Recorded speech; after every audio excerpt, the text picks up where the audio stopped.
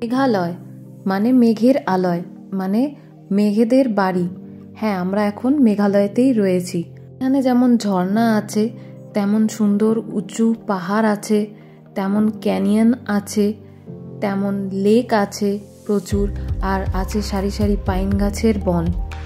ভারতের উত্তর পূর্ব দিকে গারো, খাসি আর জয়ন্তিয়া হিলস নিয়ে মেঘালয় রাজ্যটি অবস্থিত। আর এই মেঘালয়ের রাজধানী হচ্ছে শিলংয়ে। আর এই শিলং হলো প্রাচ্যে স্কটল্যান্ড নামে পরিচিত। Hello everyone, welcome back to our channel. নতুন একটি ব্লগে আপনাদেরকে সবাইকে স্বাগত। তো আমরা এখন যাত্রা শুরু করেছি শিলংয়ের উদ্দেশ্যে। তো আমরা এনজেপি স্টেশন থেকে এখন ট্রেন ধরে যাচ্ছি গুয়াহাটির পথে।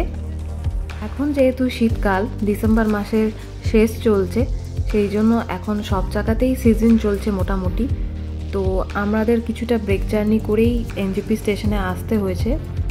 রাস্তায় যেতে অনেক চা বাগান, বেশ কয়েকটা নদী চোখে পড়ল। মাঝপথে আমরা আমাদের লাঞ্চটাও সেরে নিলাম। নিয়ে যাওয়ার পথে এখানকার হকারদের কাছ থেকে একটা ছোটবেলাকার একটা স্মৃতি খুঁজে পেলাম। এটা এখানে মিঠা ককরি নামে পরিচিত, আর আমরা এটাকে বনকুল বললে চিনতাম।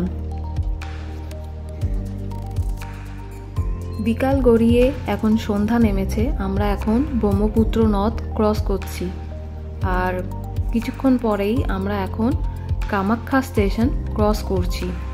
যেহেতু এই সাইডের রেল লাইনে কিছু কাজ চলছিল, সেই জন্য মাঝে ট্রেন অনেকক্ষণ দাঁড়িয়েছিল, সেই জন্য ট্রেন বলতে গেলে অনেকটাই লেট ছিল আমাদের। তো ফাইনালি ট্রেন অনেক লেট রানিংয়ের পর আমরা গুয়াহাটি স্টেশনে এসে পৌঁছেছি। এখন প্রায় ঘড়িতে বাজে সন্ধে 7:30 মতন। তো এই হলো গুয়াহাটি স্টেশনের বাইরেটা, আপনাদেরকে দেখিয়ে দিচ্ছি। তো আমরা এখন এখান থেকে একটা গাড়ি হায়ার করে নিয়ে আমরা এখন শিলংয়ের উদ্দেশ্যে রওনা দেব। পৌঁছাতে হয়তো অনেকটাই লেট হয়ে যাবে। এবার যাওয়ার পথে কিছু ডিনারও করতে হবে। গুয়াহাটি থেকে শিলং যাওয়ার গাড়ি এখানে মোটামুটি আপনার 1800 থেকে 2500 মতন চার্জ করে। আপনারা যদি বার্গেনিং করতে পারেন ঠিকঠাক, ওটা অনেকটাই কমানো যায়। তো আমরা যাওয়ার পথে জোরাবাট বলে একটা জায়গায় একটুখানি হল্ট নিয়েছি রাত্রিবেলার ডিনার সারার জন্য। তো এখন বাজে রাত 11টা। আমরা আমাদের শিলংয়ের হোটেলের এখন চেক ইন করছি। আমাদের হোটেল ছিল হোয়াইট র্যাপিড গেস্ট হাউস। যেহেতু ক্রিসমাস সামনে, তাই বেশ সুন্দরভাবে ওরা হোটেলের রিসেপশনটাকে সাজিয়েছিল, সাথে একটা ক্রিসমাস ট্রিও সাজিয়েছে। তো চলুন ঝটপট আপনাদের রুম ট্যুরটা দেখিয়ে দিই, কারণ সকালে আবার আমাদের উঠে বেরোতে হবে। তো এই হচ্ছে একটা টিভি, যেটাতে নো সিগন্যাল লেখা রয়েছে, একটা ডাস্টবিন, একটা আয়না দিয়েছে, সাথে একটা টেবিল রয়েছে, আর এই হলো বেড। দুই সাইডে দুটো কর্নার র্যাক রয়েছে, টাওয়াল রয়েছে, সোপ দিয়েছে। ওখানে একটা নৌকালিকায় ফলসের ছবি রয়েছে, একটা কাবার্ড, আর এই হচ্ছে ওয়াশরুম, কমোড রয়েছে, গিজার রয়েছে, এদিকে একটা আয়না, এদিকে বেসিন আর একটা ডাস্টবিন। Good morning everyone. তো নেক্সট দিন এই হচ্ছে সকালের আমাদের হোটেলের ভিউ। তো আমরা রেডি হয়ে ব্রেকফাস্ট করে বেরিয়ে পড়েছি। একটা লোকাল ট্যাক্সি হায়ার করেছি। আমরা যাচ্ছি এখন শিলংয়ের যে মেন সাইট সিনগুলো আছে সেগুলো এখন ভিজিট করতে যাচ্ছি। তো চলুন আপনারাও আমাদের সাথে চলুন, আপনারাও আমাদের সাথে ভার্চুয়ালি সেই সব সাইট সিনের সাক্ষী হয়ে থাকবেন। এখানে সাইট সিনের জন্য নর্মাল গাড়ি ছাড়াও মানে লোকাল ট্যাক্সিও হায়ার করা যায়, আর অবশ্যই সেটাও বার্গেনিং করা যায়। তো আমরা বার্গেনিং করে 1500 টাকায় রেট ঠিক করেছিলাম। শিলংয়ের ট্রাফিক এতটাই বেশি, সেই জন্য খুব সকাল সকাল না বেরোলে কোনো একটা পয়েন্ট হয়তো মিস হয়ে যেতে পারে, তাই অবশ্যই সকাল সকাল বেরোতে হয়। তো আমরা সবার ফার্স্ট চলে এসেছি শিলং পিকে। এটা শিলং শহর থেকে অনেকটাই উঁচুতে পাহাড়ের ওপর। আর্মি বেস যে রেসিডেন্সিয়াল ক্যাম্প আছে তার মধ্যে দিয়ে আসতে হয়। তো এখান থেকে এটা হলো অ্যাকচুয়ালি ভিউ পয়েন্ট। এখান থেকে পুরো শিলং শহরটা পুরো ভালো করে দেখা যায়। এখন যেহেতু শীতকাল, সেই জন্য আকাশ খুবই পরিষ্কার বলতে গেলে। চারিদিকে নীল আকাশ, হালকা হালকা দূরে সাদা মেঘ। আর এই যে হচ্ছে পুরো নিচের যে এরিয়াটা, সেটা হচ্ছে পুরোটা হচ্ছে শিলং শহর, যাকে বলে পুরো মেঘালয়ের রাজধানী। এখান থেকে পুরো আমরা দেখতে পাচ্ছি। দূর থেকে আমরা অনেক বাড়ি, ঘরদোর, অফিস অনেক কিছুই দেখতে পাচ্ছি। তার মধ্যে দূরে ওইখানে মাঝখানে দেখতে পাচ্ছি শিলংয়ের জওহরলাল নেহরু স্টেডিয়াম। আর যে সমস্ত লাল লাল রঙের যেগুলো শেডওয়ালা যে বাড়িগুলো দেখছি, ওগুলো হলো সব সরকারি অফিস। আর সবুজ রঙের যেগুলো শেডওয়ালা যেগুলো রয়েছে, সেগুলো সব কারোর প্রাইভেট বাড়ি। আর দূরে একদম পাহাড়ের মাঝখানে দূর থেকে উমিয়াম লেকও দেখতে পারলাম। ওই যে পাহাড়ের মাঝখানে উমিয়াম লেক দেখা যাচ্ছে। এই শিলং পিকে আসতে গেলে প্রত্যেকটি ট্যুরিস্টের আধার কার্ড বা যে কোনো আইডি কার্ড ম্যান্ডেটরি, কারণ আর্মি বেস ক্যাম্পের রেসিডেন্সিয়াল এরিয়ার মধ্যে দিয়ে প্রবেশ করে এখানে আসতে হয়। তাই ওরা ওখানে চেকিং পয়েন্টে প্রত্যেকটি ট্যুরিস্টের আধার কার্ড বা যে কোনো আইডি কার্ড ভালো করে ওরা চেক করে তবেই ভিতরে ঢুকতে দেয়। আর পথে আসার সময় ওদের যে রেসিডেন্সিয়াল এরিয়া আছে, সেখানে ফটো তোলা একদম নিষেধ। এখানকার একটা দোকানে এখানকার পাহাড়ি বাদাম দেখতে পারলাম, পরে জানলাম যে ওগুলো নাকি হেজেলনাট। আমরা আবার বেরিয়ে পড়েছি আমাদের নেক্সট ডেস্টিনেশনের উদ্দেশ্যে। তো আমরা এখন যাচ্ছি এয়ারফোর্স মিউজিয়ামের দিকে। এই হলো এয়ারফোর্স মিউজিয়ামের এন্ট্রান্স। এখানে ঢুকতে কোনো এন্ট্রি ফি নেই, শুধুমাত্র নিজের নাম আর মোবাইল নাম্বার এন্ট্রি করে আর টাইমিংটা এন্ট্রি করে ঢুকতে হয়। এর ভিতরে শুধুমাত্র ফটোগ্রাফি করতে গেলে 100 টাকা করে চার্জেস লাগে। এখানে ঢুকতেই দেখতে পারলাম এয়ারফোর্সের যারা সমস্ত এক্স ব্রিগেডিয়ার বা বড় বড় অফিসাররা ছিল, তাদের সব ফটো রয়েছে। আর নানান রকম পুরনো থেকে নতুন যত সব এয়ারফোর্সের প্লেন, যা যা ইউজ হয়, যুদ্ধ বিমান যা যা আছে, সমস্ত ছোট ছোট মডেল করে রাখা রয়েছে। ইভেন ফটো পর্যন্ত রয়েছে।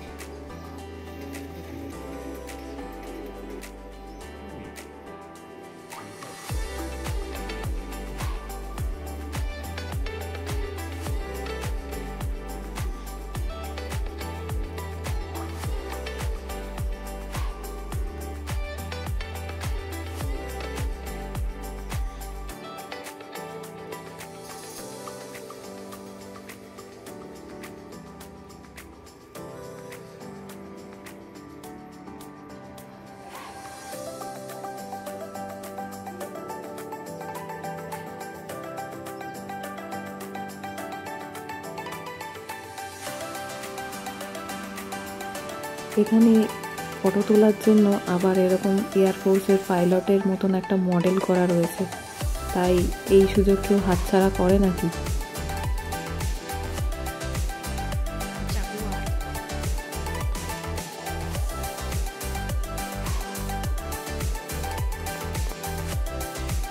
এখানে এয়ারফোর্স অফিসারদের গাড়ির নানা রকম ফ্ল্যাগ, নানান রকম টুপি আর টাই দেখতে পারলাম। এখানে রয়েছে সব এয়ারফোর্স অফিসারদের নানান রকম শীতকালে পরার, গরমকালে পরার সব ড্রেস কোড রয়েছে।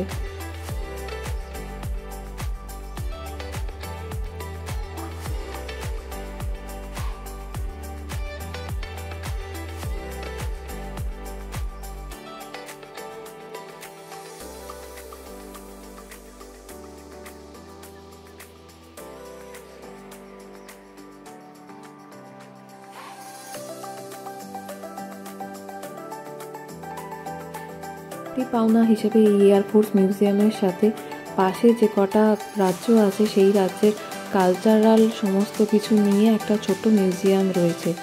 মণিপুর রয়েছে, নাগাল্যান্ড রয়েছে, ত্রিপুরা রয়েছে, আসাম রয়েছে, অরুণাচল প্রদেশ রয়েছে।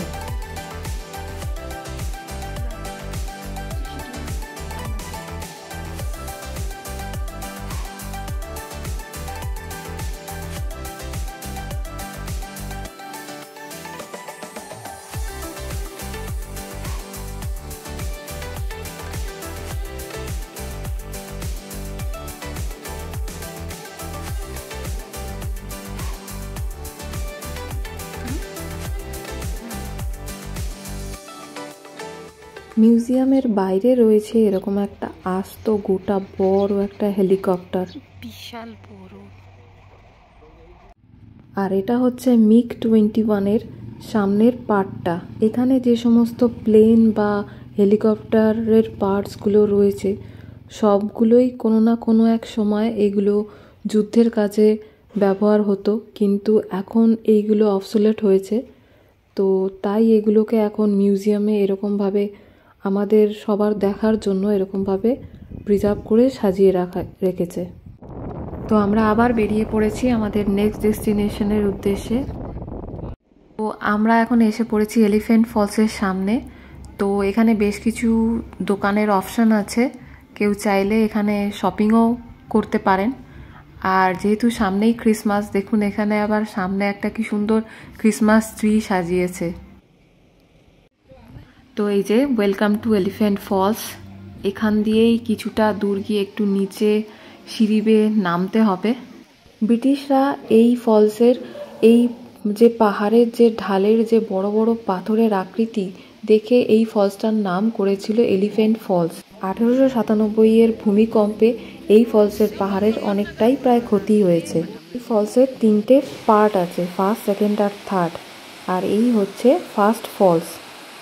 মেঘালয়ের ফলসগুলো যদি ভালোভাবে উপভোগ করতে হয় তাহলে আদর্শ সময় হচ্ছে জুন থেকে অক্টোবর মাস অবধি, মানে বর্ষা বা আফটার বর্ষার পরে যদি আসা যায় তাহলে ফলসগুলোর রূপটাই অন্যরকম হয়। আমরা আবার নেমে এখন যাচ্ছি সেকেন্ড ফলসের দিকে। কি খাচ্ছ? ও বাবা, সব খেয়ে ফেললো। কি খাচ্ছ? আর এটা হলো সেকেন্ড ফলস। এখন যেহেতু ডিসেম্বর মাস তাই জলের গতিবেগ খুবই কম রয়েছে। এটা বর্ষাকালে আসলে নিঃসন্দেহে দারুণ লাগতো দেখতে। সেকেন্ড ফলস আর থার্ড ফলসের উপর দিয়ে এরকম একটা ব্রিজ চলে গেছে, আমাদেরকে ব্রিজ ক্রস করেই ওপারে গিয়ে নিচে নামতে হবে। অ্যাকচুয়ালি ফলস একটাই, 3টে ধাপে পড়ছে।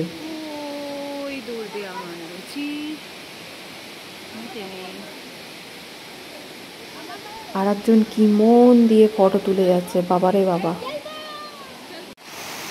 আর এই হলো থার্ড ফলস বা এলিফ্যান্ট ফলসের মেন ফলস, যেটা একদম ওপর থেকে ফার্স্ট সেকেন্ড হয়ে এই হলো থার্ড মেন, যেখানে এসে একদম জলটা এসে পড়ছে। আর এখানে চাইলে কিছুটা গিয়ে নেমেও মানে সবাই চাইলে এখানে জল স্পর্শ পর্যন্ত করতে পারবে, কিন্তু ওখানে দড়ি টাঙানো রয়েছে, মাঝে অনেকটাই ডিপ, তাই একেবারে ওখানে নামা একদম সামনে যাওয়া মানা আছে। আমরা ওই ওপরে ব্রিজের ওপর দিয়ে আরও কিছুটা ওপরে সিঁড়ি বেয়ে নিচে নেমেছি। সিঁড়িগুলো একটুখানি খাড়াই, সেই জন্য যাদের পায়ে প্রবলেম আছে তাদের নামতে মানে একটুখানি ভালোই মতন একটুখানি কষ্ট করতে হবে।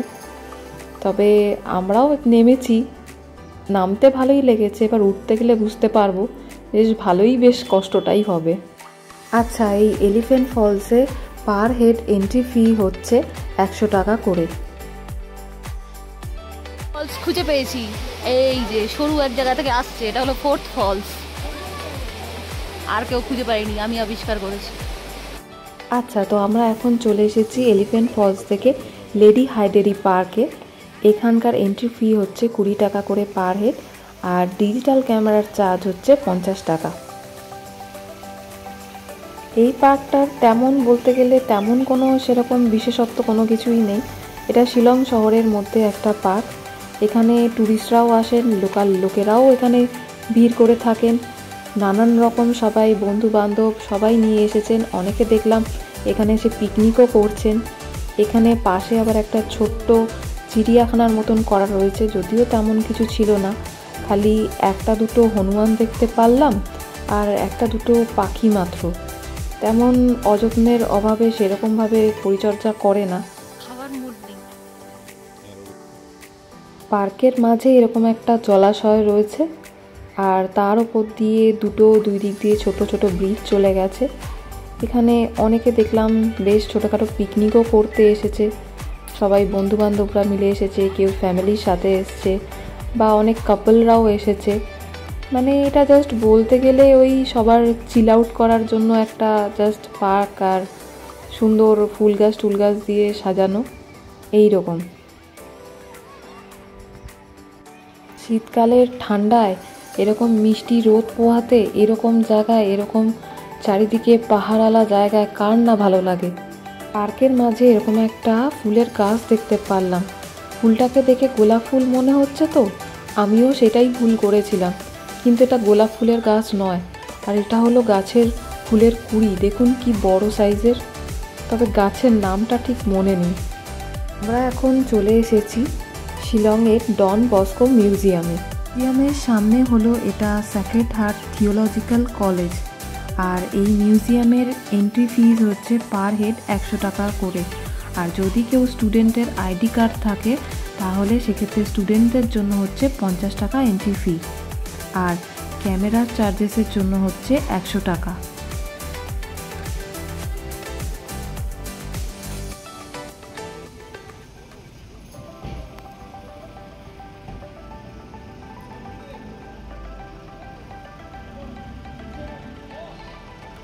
ওই হলো মিউজিয়ামের গেট। তো চলুন মিউজিয়ামের মধ্যে ঢোকা যাক। ভিতরে ঢুকতেই এরকম মেঘালয়, আসাম, অরুণাচল সবার এরকম ট্র্যাডিশনাল ড্রেস পরা এরকম মডেল রয়েছে। কি দারুণ না জায়গাটা। সামনে ক্রিসমাস, তাই কি সুন্দর ডেকোরেশন করেছে দেখুন।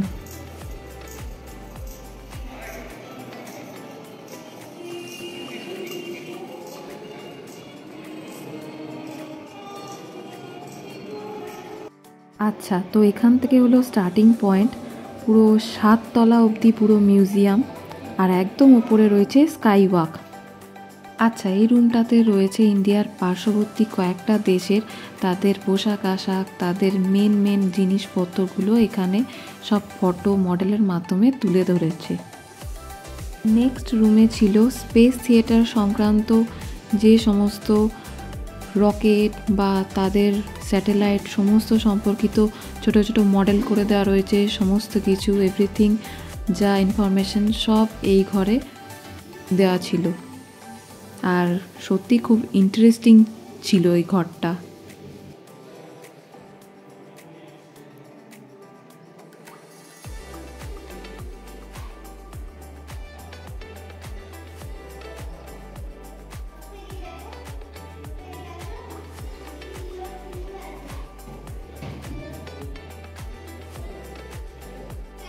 চন্দ্রায়ন 2 এর স্যাটেলাইটের রেপ্লিকা দেখতে পারলাম। ইন ফিউচার আশা করি চন্দ্রায়ন 3 এরও রেপ্লিকা এখানে দেখা যাবে। এই রুমে ছিল শিলং বা মেঘালয়ের যে সমস্ত পুরনো চার্চগুলো ছিল। ম্যাক্সিমাম চার্চই হচ্ছে সব ব্রিটিশ আমলের, তো সেই চার্চগুলো কিভাবে তৈরি হয়েছিল সেই স্টোরিগুলো সব এখানে সব ফটো সব মডেলের মাধ্যমে এখানে সব দেখিয়ে দেওয়া হয়েছে। অ্যাকচুয়ালি বলতে গেলে শিলংয়ের 60% মানুষ হলো খ্রিশ্চান, তো সেই জন্য এখানে ক্রিসমাসটাও অনেকটাই বড় করে এখানে সেলিব্রেশন হয়।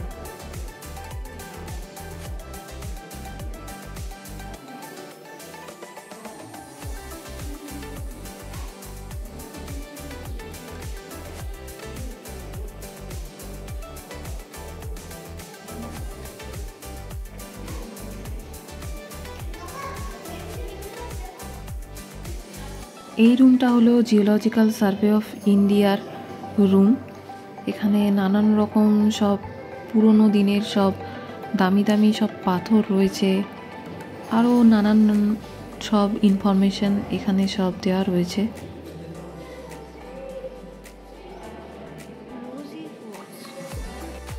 আর এই রুমটা দেখুন, আমরা যে আগে কোনো এক কালে আদিম মানুষ ছিলাম, আদিম মানুষ থেকে এখন এই আধুনিক মানুষে এখন পরিবর্তন হয়ে এসেছি, তারই কিভাবে কোথা থেকে কি করেছে সমস্ত এখানে বিবরণ সব মডেল করে লিখে দিয়ে সব সুন্দরভাবে দেওয়া রয়েছে। আদিম মানুষে কিভাবে আগুন ধরানো শিখলো, বা কিভাবে শিকার করাই শিখলো, বা কি করে নিজেদের পোশাক পরিচ্ছদ সব কিছু তৈরি করা শিখলো, তার এভরিথিং A to Z বিবরণ বলতে গেলে এখানে সব কিছু দেওয়া রয়েছে। এই ডন বস্কো মিউজিয়াম সত্যি কথা বলতে গেলে মানে অনেকটাই বড়, মানে এই পুরো মিউজিয়ামটাকে যদি পুরো খুঁটিয়ে যদি দেখতে হয় না 3 থেকে 4 ঘন্টা লেগে যাবে। আর 7 তলা পুরো মিউজিয়াম, 7 তলা তো কম নয়, সিঁড়ি যথেষ্টই ছোট ছোট স্টেপ আছে, আর খুবই পরিষ্কার পরিচ্ছন্ন। আর যাদের পায়ের সমস্যা আছে তাদের জন্য কোনো অসুবিধা নেই, তাদের জন্য লিফটের ব্যবস্থাও আছে। ইভেন প্রত্যেকটা ফ্লোরে মেল আর ফিমেল ওয়াশরুম আর পানীয় জলের ব্যবস্থা পর্যন্ত এরা করে রেখেছে। এই রুমটা ছিল মেঘালয় আর তার পার্শ্ববর্তী সংলগ্ন আসাম, অরুণাচলের তাদের যে সমস্ত আদিবাসী কমিউনিটি রয়েছে, গারো, খাসি, জয়ন্তিয়া, সেই সমস্ত সব যারা গোষ্ঠী রয়েছে তাদের সমস্ত কিছু এখানে দেওয়া রয়েছে। আর এই রুমটা হচ্ছে কি করে তারা মাছ ধরতো, তাদের মাছ ধরার ইকুইপমেন্ট সমস্ত কিছু এখানে রয়েছে। শিলং বা মেঘালয়ের মেন রাষ্ট্রীয় ভাষা হচ্ছে ইংলিশ, আর এমনি এরা আঞ্চলিক ভাষা হিসেবে এরা গারো আর খাসি ভাষায় কথা বলে। যদিও গারো আর খাসি ভাষা ওখানে অনেকেই বলছিল, কিন্তু কি বলছিল সেটা কিছুতেই মাথায় ঢোকার বুঝতেই পারছিলাম না। হ্যাঁ, তবে একটা ওয়ার্ড আমি শিখেছি, আর সেটা হলো খাসি ল্যাঙ্গুয়েজ, সেটা হলো থ্যাংক ইউ, মানে ধন্যবাদকে এরা খাসি ভাষায় বলে খুবলাই। এখানে শিক্ষিতের হার এতটাই বেশি যে তার জন্য এরা যারা বাইরে থেকে যারা ট্যুরিস্ট আসে তারা হয় হিন্দিতে কথা বলে বা ইংলিশেই ম্যাক্সিমাম সবাই কথা বলে, জন্য কমিউনিকেশন নিয়ে কারোর কোনো প্রবলেম হবে না। এখানে সব চাষাবাদ যারা করে তাদের সমস্ত ইকুইপমেন্টস রয়েছে। এখানে সব মডেলের মাধ্যমে রাইস বিয়ার কী করে তৈরি করে, মাটির পাত্র কী করে তৈরি করে, বা বাস্কেট, তারপর সোনার জিনিস, তারপর নানা রকম লোহার জিনিসপত্র, বা এখানে যে উলের চাদর সমস্ত তৈরি হয় সেগুলো কী করে তৈরি করে সব মডেলের মাধ্যমে তৈরি করে এখানে দেখিয়ে দেওয়া হয়েছে। আর এই জায়গাটা হচ্ছে সব এদের ট্র্যাডিশনাল যে সমস্ত বাদ্যযন্ত্র আছে সেইগুলো সব এখানে সাজানো রয়েছে।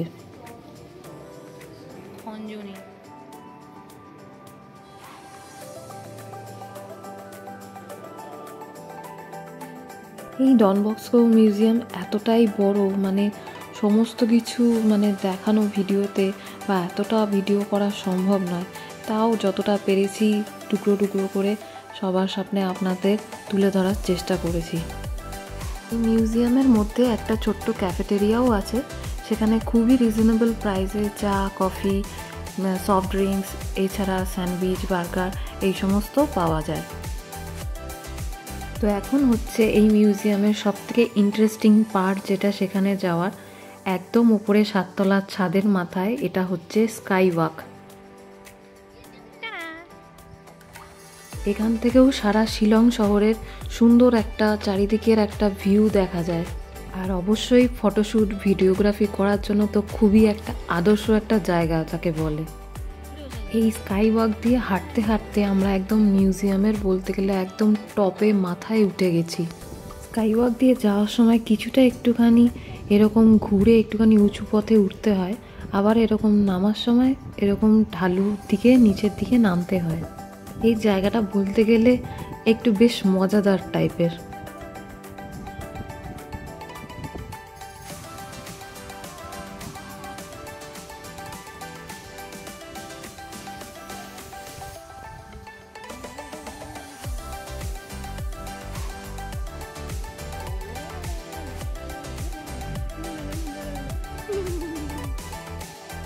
যাই হোক, এখন আমাদের স্কাই ওয়াক থেকে আবার নিচে ফিরে যাওয়ার পালা। তো আমরা এখন চলে এসেছি শিলংয়ের সবথেকে বড় চার্চে, যার নাম হলো Cathedral of Mary Help of Christians. তো এটা হলো চার্চের সামনের রাস্তা, অপোজিটেও ওরকম একটা জেসাসের ক্রাইস্ট করা রয়েছে, আর এই হলো চার্চ। আর এই চার্চের সবথেকে মজাদার বিষয় হলো এটা হচ্ছে মানে দোতলা চার্চ, শুনতে খুব অবাক লাগছে তো, আসলে নিচেও একটা রয়েছে ছোট চার্চ, আর ওপরেও রয়েছে একটা মেন বড় একটা চার্চ। আর আরও সুবিধা হচ্ছে দুই দিক দিয়ে চার্চের সিঁড়ি উঠে গেছে, এমনকি গাড়িও ওপরে অবধি চলে যাবে এরকম জায়গাও করা রয়েছে। সামনে যেহেতু ক্রিসমাস, তাই কী সুন্দরভাবে পুরো চার্চটাকে সাজিয়েছিল।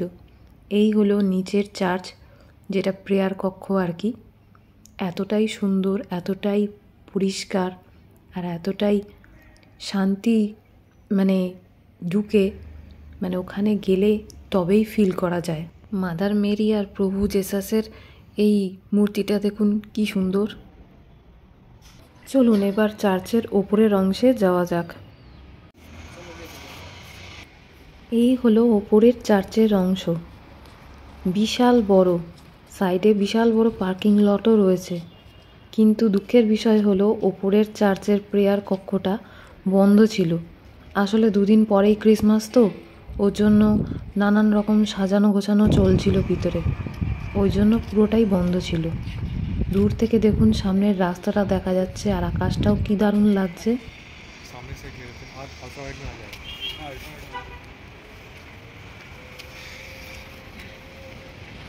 এই যে এখানে ক্রিসমাস উপলক্ষে সমস্ত কিছু মডেল ফডেল করে এখানে সাজানো চলছে।